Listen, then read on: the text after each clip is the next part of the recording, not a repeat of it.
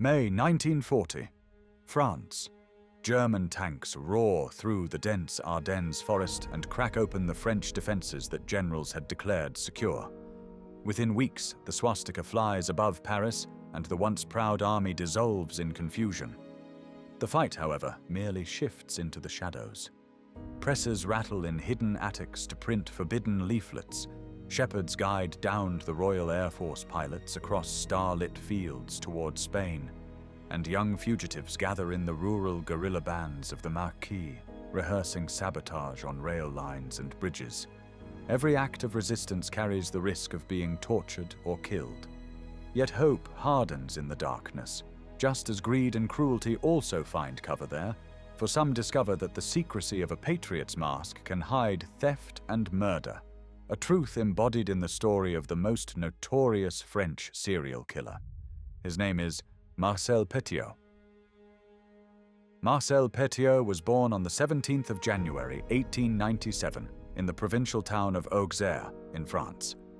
His father, Félix Petiot, worked at the Post and Telegraph Office, and his mother, Marthe, was a stay-at-home mom. Nothing suggested that their son would one day be linked with one of France's most unsettling criminal stories. Slowly, the signs started to show. When Petiot was 17, the local gendarme caught him prying open a postbox to steal letters, and a judge ordered a psychiatric examination. Doctors pronounced him mentally unfit for trial and sent him home, establishing a pattern that would follow him all his life. Crime followed by a medical excuse, then release, then further crime.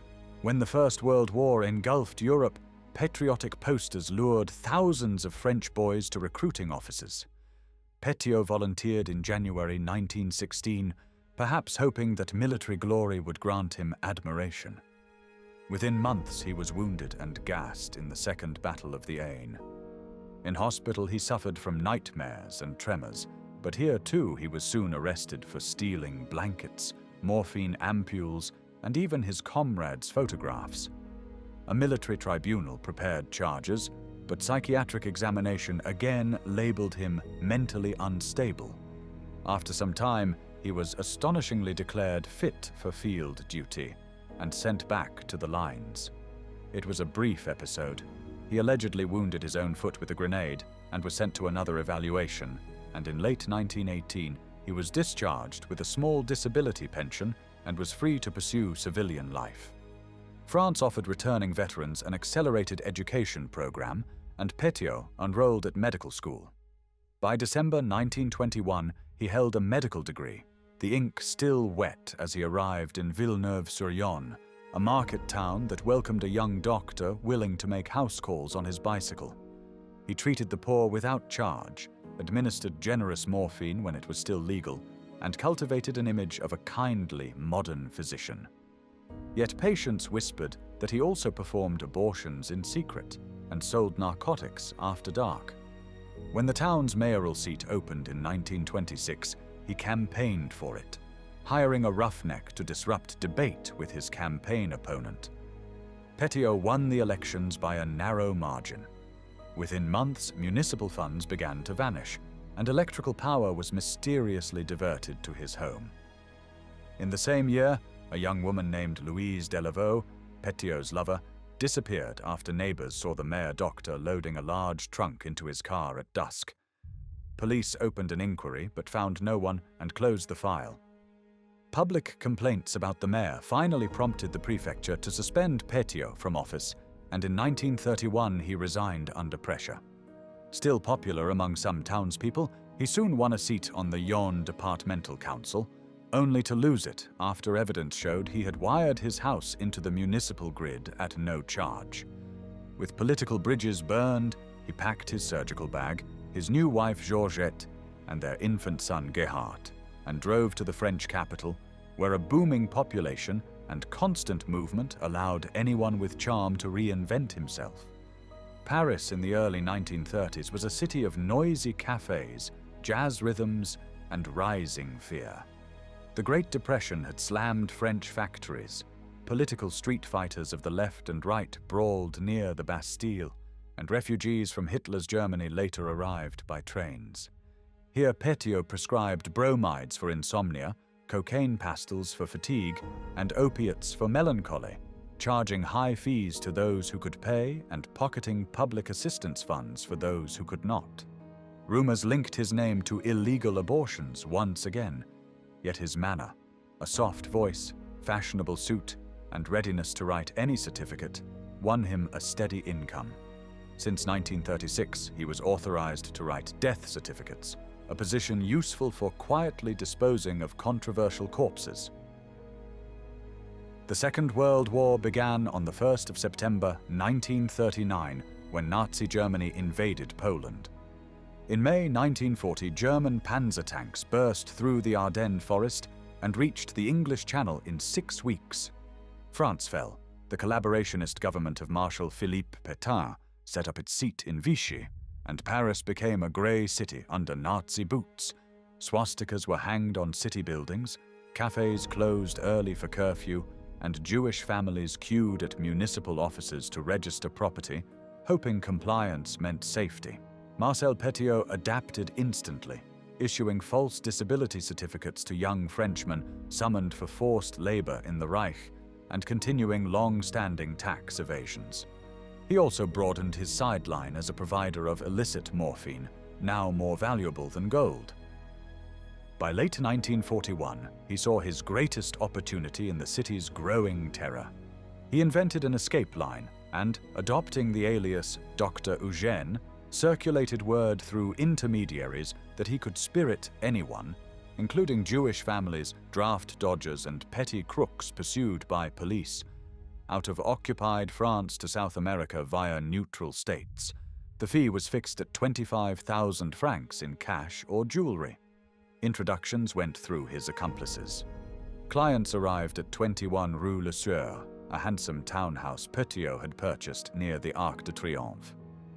There, after a polite welcome, he explained that Argentine immigration law required immunity certificates against yellow fever and typhus. But it was a ruse. In reality, he injected cyanide under the guise of it being vaccine and watched as the victims convulsed and died. After that, he stripped them of their watches, rings, and passports and dragged the bodies to a basement. His early experiments involved dumping corpses into the Seine at night, but later he discovered quicklime's caustic efficiency. And finally, he installed a coal stove large enough to reduce human remains to small fragments. While he murdered for profit, genuine heroes risked their lives in the struggle for freedom. Tiny resistance groups had formed within weeks of the 1940 armistice.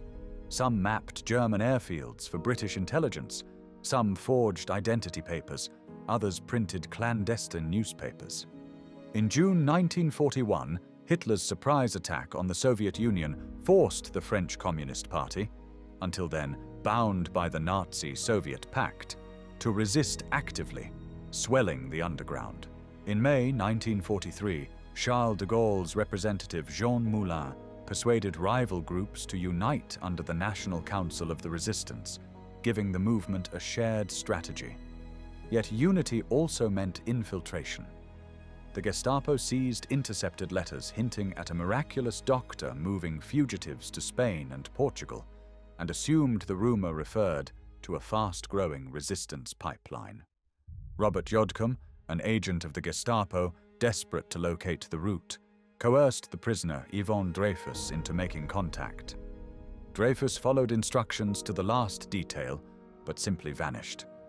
Another informer successfully infiltrated the operation, and the Gestapo arrested Marcel Petiot.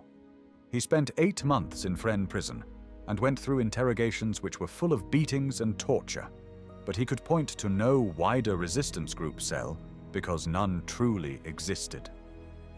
German interrogators finally released Petiot for lack of evidence. After his release, Petiot decided to destroy the evidence of the fate of his victims. The 11th of March 1944 brought a sinister discovery to the residents of Rue Le Sueur in Paris. They complained about oily smoke and a sweet, sour stench that clung to their curtains. Firemen kicked in the basement door on Petiot's house and found a coal stove roaring over blackened bones, a pit half filled with quicklime, and trunks stuffed with decaying limbs. They counted enough fragments to account for at least 23 bodies. Cabinets overflowed with 72 suitcases and 655 kilograms of various objects, including 1,760 items of clothing, 21 wool coats, 90 dresses, 120 skirts, 26 handbags, 28 men's suits, 33 ties, 57 pairs of socks, 43 pairs of shoes, and a pair of children's pajama pants belonging to young René Kneller, who disappeared with his parents. By the time police traced ownership of the house, Petiot was gone. The summer of 1944 was the season of reckoning. Allied armies stormed Normandy on the 6th of June. Resistance saboteurs blew up rail bridges, and French workers sabotaged factories. Petiot, adopting the new identity Henri Valéry, grew a ragged beard and slipped into a resistance unit. In August 1944, during the Paris uprising, he strutted along the boulevards with a tricolour armband and later interrogated suspected collaborators. His cover collapsed when the newspaper Résistance printed excerpts from a letter he had sent, asserting that accusations against him were lies. French authorities realized the wanted man had never left the French capital. On the 31st of October, an inspector recognized Petiot on a metro platform and made the arrest. In his pockets, officers found 31,700 francs, a revolver, and 50 sets of blank identity papers. During his trial, Petiot adopted a theatrical defense. He claimed he was a resistance executioner who had eliminated 63 traitors and German agents, and the bodies in his furnace were the wreckage of patriotic duty. He insisted the valuables in his house were war trophies taken from collaborators. Police investigators quickly learned that no recognized resistance faction knew him, that many of the groups he cited had never existed, and those abandoned trunks were in many cases property of missing Jewish refugees. Prosecutors charged him with 27 murders for profit, estimating thefts worth millions of francs. Special courts across liberated France were by then inundated with collaboration cases, but Petiot's trial, opening on the 19th of March 1946, drew one of the largest crowds. Celebrity attorney René Fleuriot led the defense, hoping to spin the war hero narrative, but Petiot undercut his strategy. Petiot taunted the prosecuting lawyers and claimed that various victims had been collaborators or double agents, or that the vanished people were alive and well in South America using new names. He admitted to killing 19 of the 27 victims found in his house and claimed that they were Germans and collaborators, part of a total of 63 alleged enemies killed.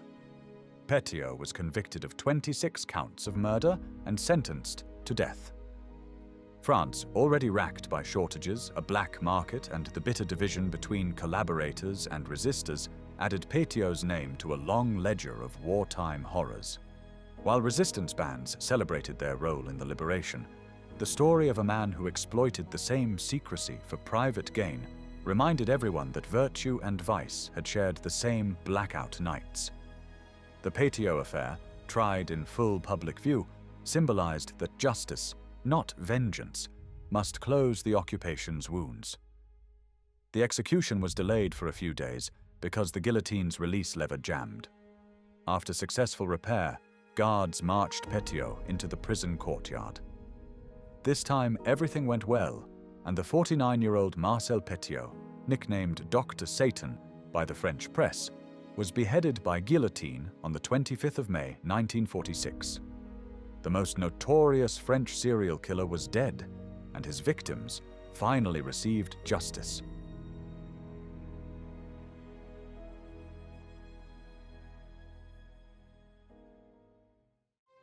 Thanks for watching the World History Channel. Be sure to like and subscribe, and click the bell notification icon so you don't miss our next episodes.